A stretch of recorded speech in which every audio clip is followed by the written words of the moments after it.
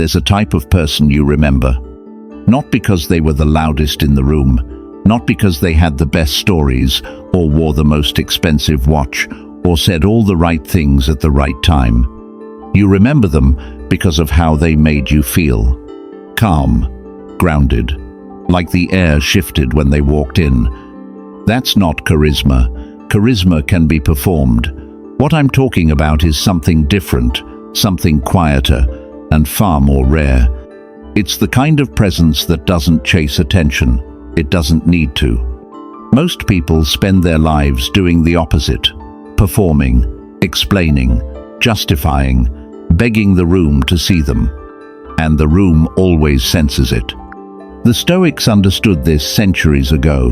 Marcus Aurelius didn't write about how to impress people. He wrote about how to become someone worth being around by doing the inner work first and letting everything else follow.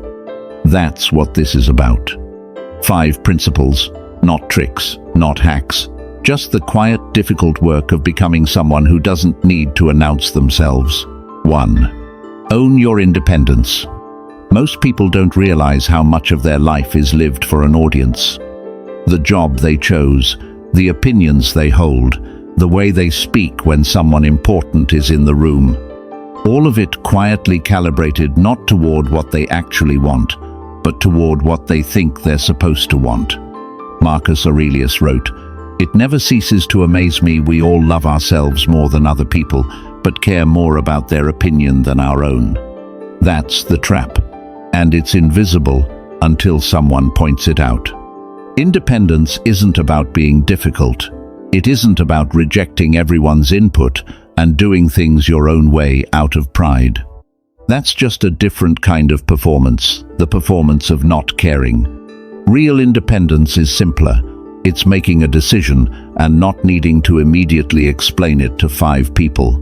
It's ordering something at a restaurant without checking what everyone else is getting.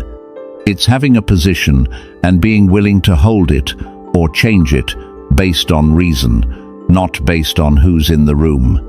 Here's what most people miss. Independence isn't the absence of connection. The most independent people often have the deepest relationships because they're not in those relationships out of need. They're there by choice. There's a difference. You can feel it immediately. Seneca said, "He who is brave is free." That bravery isn't dramatic. It's the quiet courage of trusting your own judgment even when the crowd disagrees, even when the silence of other people's disapproval feels loud. Start small. Make one choice today without asking for input. Sit with the discomfort of not knowing if others approve. That discomfort is where independence is built. And once you stop needing the room's validation, something strange happens. The room starts looking at you differently. 2. Keep a touch of mystery. We live in an age of total exposure. Every thought, every meal, every opinion broadcast in real time, optimized for reaction. People have confused visibility with value. They think the more they share, the more real they become. But there's something the oversharing era has quietly erased: the power of the unfinished sentence. The person you can't quite figure out, the quiet that makes you lean in. Epictetus said, "Be silent for the most part, or speak only what is necessary." He wasn't describing coldness, he was describing restraint, knowing that not everything that crosses your mind needs to leave your mouth. Not every plan needs an announcement. Not every chapter needs to be read aloud before it's finished. Here's the counterintuitive truth. Mystery isn't about hiding, it's about pacing. Think about the books that stay with you. They don't give you everything in the first chapter. They give you just enough a detail here, a shadow there, and your mind fills in the rest. You become invested, not because you were told to be, but because you chose to be. People work the same way. When someone reveals everything immediately, every wound, every ambition, every fear, there's nowhere left to go. The relationship peaks at the introduction. But when someone shares gradually, with intention, Each new layer feels like a gift, something earned. Mystery also means letting your results speak first. Marcus Aurelius wrote, "Waste no more time arguing about what a good man should be. Be one." Don't tell people what you're building. Let them see it when it's done. Don't announce your discipline. Let them notice it. In a world that broadcasts everything, silence is the rarest signal, and people can't stop listening for it. 3. Speak less, mean more. Some people can talk for 30 minutes and leave you with nothing.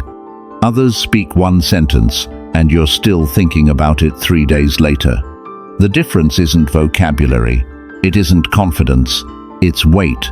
The weight that comes from words that were actually chosen, not just released. We've trained ourselves to fill silence. Somewhere along the way, silence started to feel like failure, like it means you have nothing to offer, or you're not holding your end of the conversation. So we fill it with extra words, repeated points, opinions that weren't asked for. And every word beyond the necessary one dilutes the ones that mattered. Think of language like a currency. The more you flood the market, the less each unit is worth. The people who speak rarely but well, their words land differently.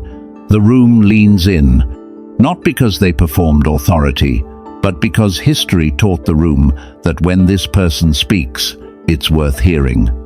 Epictetus said, "Nature gave us one tongue and 2 ears so we could listen twice as much as we speak." That ratio isn't just advice about politeness, it's a map to influence. When you actually listen, not waiting for your turn, not half-present, people feel it. They open up. They trust you with more. And when you do speak, your words carry the weight of having actually heard them first.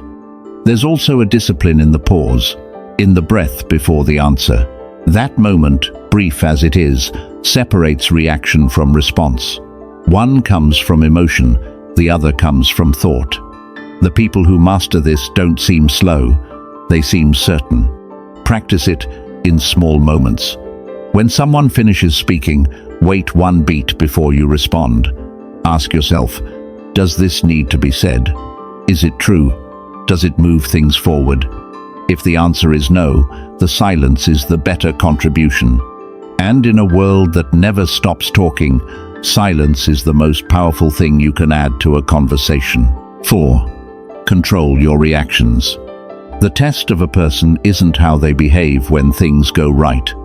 It's what they do in the moment before they respond to something that angers them, embarrasses them, challenges them, threatens them. That moment, barely a second long, is where character lives. Most people fail it, not because they're weak, but because no one ever taught them that the moment exists, that there's a space between what happens to you and what you do about it. And that space is yours, entirely. Marcus Aurelius wrote, "You have power over your mind, not outside events. Realize this, and you will find strength." Controlling your reactions isn't suppression. You're not pretending the anger isn't there. You're not performing calm while burning underneath. That's exhausting and ultimately unsustainable. It's something different. It's knowing that your first reaction is rarely your best one. It's knowing that the person who provokes you is often doing so precisely to see what you'll do. And the most devastating response is nothing. Steadiness. The absence of what they expected. There's an old image, the eye of a storm, the most intense pressure circling around a point of complete stillness. That's what emotional control looks like from the outside, not indifference. Stillness. And people trust stillness. Think about the leaders you've genuinely respected, not the ones who matched your energy, matched your panic, matched your anger. The ones who didn't. Who could hold their center while everything around them moved. You can build this. It starts with your body, not your mind. When you feel the spike, the flush of heat, the tightened jaw, slow the breath first. The mind follows the body more often than we think. Then ask one question. Will this matter in a year? Not to dismiss what happened, just to create distance.